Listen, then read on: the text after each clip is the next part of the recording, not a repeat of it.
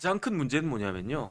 그 행정법원에서 판결이 하나 나왔어요. 예. 그 구주화 변호사라고 구주화 변호사가 통일부를 상대로 해가지고 정보 공개 청구를 했거든요. 예, 예. 그런데 그 소송에서 그 패했어요. 구주화 변호사가 패했어요. 그러니까 통일부에다가 정보 공개를 갖다 하라고 했는데 무엇에 대한 정보를 공개하라고 했느냐? USB에 대한 정보를 공개하라고 했어요. USB요? 네네. 그 USB가 어떤 USB냐? 2018년도에 그 문재인 대통령하고 김정은하고 만났었잖아요. 도보다리. 판문점에서. 판문점 도보다리. 네네. 그때 문재인 대통령이 뭐 주섬주섬 꺼내가지고 김정은한테 준 게 있었어요. USB죠. 그게 거기에 USB였어요. 무엇이 담겨 있는가 그때 엄청난 국민적 의혹이 일었었죠. 그렇죠. 그거를 구주화 변호사라고 하는 분이 통일부 상대로 해가지고 그 USB의 정체를 USB에 뭐가 무엇이 담겨져 담겨 있는지를 그거를 국민들한테 공개하라라고 그 행정소송을 제기했는데 그런데 행정법원이 구주화 변호사 원고 패소 판결을 내렸거든요. 왜 패소 판결을 내렸느냐?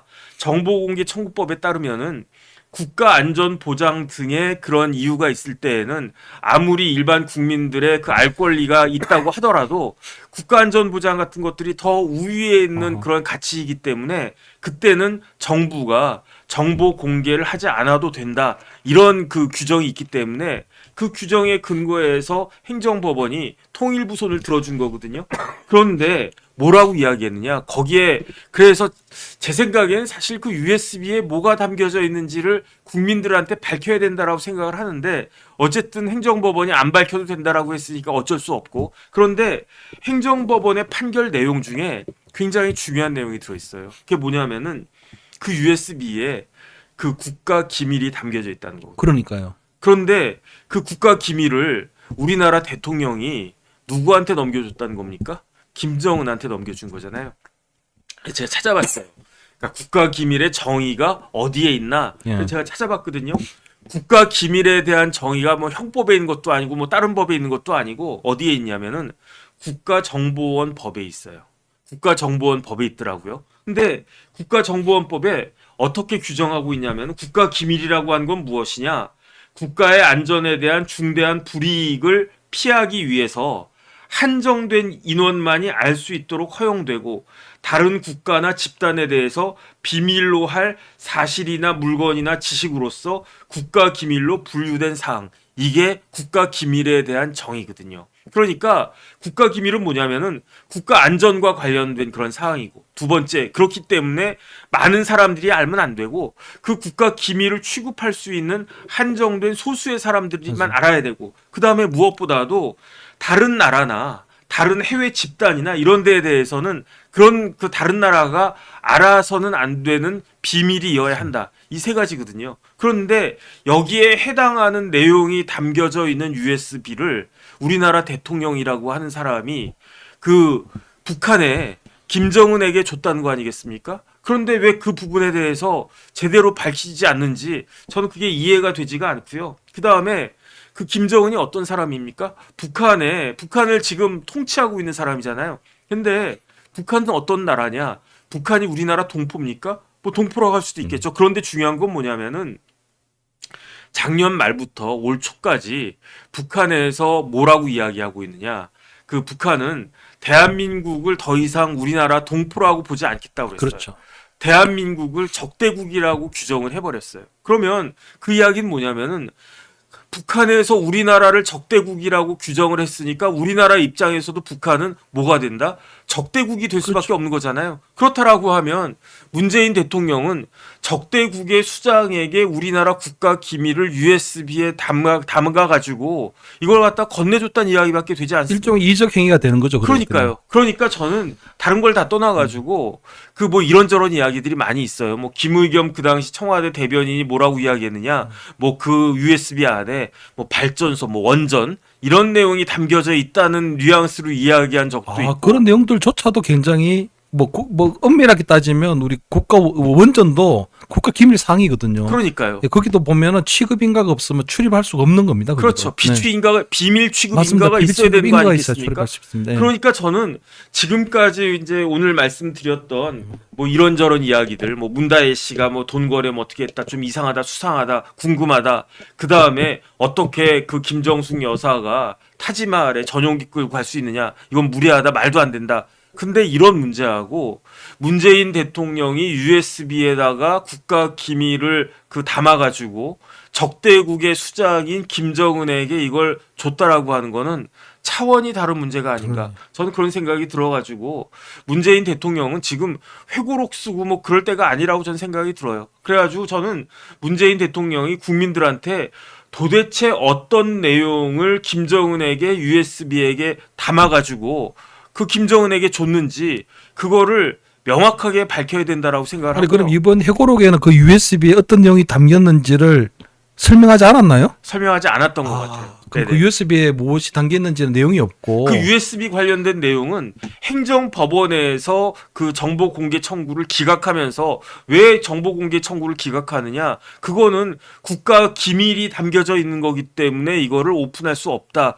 그 법에 따라 가지고 그렇게 이야기한 거니까. 그러니까 그 서울행정법원에서 USB를 김정은에게 교부했다, 줬다. 근데 그 USB 안에 국가 기밀이 담겨져 있다. 이거는 법원에 의해서 그 확정된 사실이니까, 법원에 의해서 인정된 그런 사실이니까. 그래서 이런 부분들에 대해서 문 대통령은 저는 해명해야 되고, 그 다음에 거기 이 부분에 대해서 그 국민들한테 사과해야 되는 거 아니겠습니까? 국가 기밀을 적국에게 넘겨줬는데 그런데 그걸 갖다 그냥 얼렁뚱땅 넘어갈 수 있겠습니까? 그다음에 저는 개인적으로 답답하다고 생각하는 게 통일부에서 왜 이런 내용을 그 사람들한테 국민들한테 밝히지 않고 끝까지 이걸 숨기려고 하는지 저는 그 부분도 조금 납득이 되지 않는다. 저는 그런 생각이 듭니다. 그럼 이제 변호사님이 얘기하신 것처럼 만약에 USB에 대한 담긴 내용이나 이런 부분들을 지금 밝혀내려면 국민적 의혹이 계속적으로 커지고 있는 상황이니까 네네. 그런 것들을 밝혀낼 수 있는 방법이 행정법원에서 정보 공개를 할 필요가 없다. 네네. 이 판결이 내리고 난 이후에 네네. 취할 수 있는 후속 조치가 뭐가 있나요? 아니 제가 봤을 땐 그냥 그럼에도 불구하고 통일부에서 국가적인 의혹이 있기 때문에 네. 이러이러한 부분은 밝힌다. 아니 그러니까 밝히라고 하는 게 세세하고 그렇게 국가 기밀적인 사항 뭐 예컨대 원자력 발전소 뭐 도면을 넘겨줬다 뭐 그렇다라고 하면 뭐 그거는 이제 확인되는 건 아니지만 예를 갖다 드는 거예요. 그 USB 안에 원자력 발전소 도면이 들어있다. 그거를 그럼 도면 자체를 갖다 공개하라고 하는 게 아니잖아요. 그 USB 안에 이게 USB라고 치고 이 USB 안에 어떤 내용의 문서가 담겨져 있었는지 그 부분에 대해서는 통일부가 국민들한테 밝혀도 되는 거 아닌가? 뭐 그거 뭐 그 이 안에 뭐가 담겨져 있었다라고 이야기하는 게 그게 뭐 국가 안전 보장에 큰 영향을 미치겠습니까? 그래서 저는 이런 부분들에 대해서는 다른 데는 몰라도 지금 통일부가 윤석열 정부의 통일부잖아요. 네. 문재인의 통일부가 아니지 않습니까? 그러니까 이런 부분들은 좀 전향적으로 지금 정부에서 이야기해줘야 되는 것이 아닌가. 저는 그런 생각이 듭니다. 이 원자력과 관련한 부분을 말씀하시니까 그때 제 기억에도 보면 네네. 북한에서 가장 심각한 문제가 식량 문제도 있거든요. 네네. 지금 계속적으로 이제 뭐 굶어서 죽어가는 그런 우리 북한 주민들이 많다고 하니까 그게 또 하나가 보면 에너지 문제거든요. 네네. 에너지가 없어요 지금. 그러니까 전기 공급이 원활하지 않아서 평양 같은 경우에 그러니까 우리 노동 귀족들이 살고 있는 노동당 귀족들이 살고 있는 평양 시민 외에 나머지 북한 전역에서는 상당히 에너지 때문에 곤란을 겪고 있거든요. 그렇기 때문에 그때 문재인 전 대통령이 보면 김정은한테 약속했던 부분들이 하나 뭐냐면 원자력 발전소 하나 지어주겠다. 뭐 그런 얘기를 한 적도 있었거든요. 근데 그게 정말 위험한 게 이 원자력 발전소를 짓게 되면 무슨 네네. 문제가 생기냐면 에너지 문제가 아니고요. 네. 여기서 소위 말해서 핵무기를 만들 수 있는 그 제철이 되는 네. 그 방사능 원료가 나오게 되는 거거든요. 그렇죠. 그렇게 되면 이것들이 결국은 북한의 핵무기에 대한 그 부분이 되기 때문에 굉장히 위험한 발상인데 제가 볼 때는 문 대통령이 상당히 나이브한 생각을 갖고 있다. 나이브한 생각을 갖고 있다. 이래 보이고요. 또 하나 제가 오늘 깜짝 놀란 게 보면 문재인 전 대통령 회고록에 보면 네네. 이게 아마 제가 오늘 제보를 받은 건데 북한에서 그때 ICBM을 발표하고 난 다음에 핵무력이 완성됐다고 했거든요. 네네. 그걸 북한에서 선언했어요. 그런데 그걸 보면서 자기는 희망을 느꼈다는 거거든요. 그러니까 북한이 어떻게 보면은 핵무기를 이제 ICBM을 만들고 미국 본토까지 쏠 수도 있고 뭐 우리 대한민국과 일본과 어떤 우리 대한민국의 전통적인 우방을 다 위험하게 할 수 있는 그 상황에 대해서 본인이 희망을 느꼈다고 하는 부분을 보고 굉장히 무지하고 굉장히 위험천만한 그런 사고방식을 체계를 갖고 있었다 이런 생각이 들었죠. 그래서 지금 문재인 대통령이 펴낸 책의 제목이 변방에서 중심으로라는 책 아니겠습니까? 거기서 뭐라고 이야기했냐면 북핵은 철저하게 북한의 안전을 보장하기 위한 거고 북한이 이 핵을 남한을 상대로 해서 사용할 생각은 전혀 없다라고 강력하게 그건 주장하고 북한의 있는데 김정은이 계속 해오던 이야기인데. 아닙니다. 그런데 지금 북한의 김정은은요. 작년 말에 뭐라고 이야기했냐면은 남한을 상대로 해가지고 핵을 쓸 수 있다는 뉘앙스로 이야기하고 있어요. 남한이 동포가 아니라고 그랬거든요. 동포한테 어떻게 핵을 쏩니까? 그런데 핵을 쏠 수도 있겠다라고 한 명분을 쌓기 위해서 북한의 김정은은 대한민국을 더 이상 동포로 생각하지 않는다라고 명확하게 밝히고 있고요. 그 다음에 심지어 뭐라고 이야기를 갖다가 했느냐. 대한민국은 북한의 적대국인데 어떤 적대국이냐. 제1의 적대국이라고 그랬었어요. 그런데 그 이야기가 나온 게 작년 말 올 초. 그 다음에 이 이야기를 제가 어디서 확인했냐면은 올해 1월 24일에 있었던 윤미향 의원실의 종북 토론회에서 네. 김광수라고 하는 사람이 북한의 입장을 대변해가지고 맞습니다. 발제한 내용에서 제가 이걸 갖다가 얻은 거거든요. 그런데 그 김광수가 이야기한 지 4개월도 지나지 않았는데 어떻게 4개월도 지나지 않은 상황에서 이런 책을 갖다가 쓰면서 그 김정은의 이야기와 정반대되는 이야기를 할 수가 있는가?